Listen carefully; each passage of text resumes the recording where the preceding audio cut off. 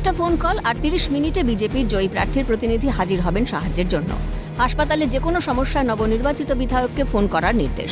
হাসপাতালে এসে খোদ নিজের নম্বর দেওয়ালে লিখে গেলেন সাঁইথিয়ার জয়ী বিজেপি প্রার্থী কৃষ্ণকান্ত সাহা। বৃহস্পতিবার সাঁইথিয়া হাসপাতাল পরিদর্শনে যান তিনি। হাসপাতাল কর্তৃপক্ষের সঙ্গে রোগী পরিষেবা নিয়ে আলোচনা করেন। হাসপাতালের গেটের সামনে দেওয়া হয় বিজেপি প্রার্থী কৃষ্ণকান্ত সাহার ফোন নম্বর। কোনো রোগী যদি স্বাস্থ্য পরিষেবা থেকে বঞ্চিত হন তাহলে সরাসরি ওই নম্বরে ফোন করার নির্দেশ দেন তিনি জানান, হাসপাতালে কোনো সমস্যা হলে ওই নম্বরে ফোন করলে বিধায়কের প্রতিনিধি ৩০ মিনিটের মধ্যে সাহায্য করতে পৌঁছে যাবেন।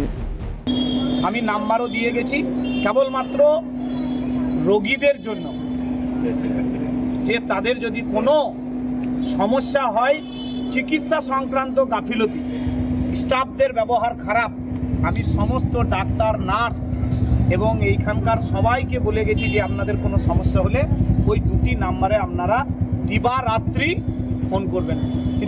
30 মিনিটের মধ্যে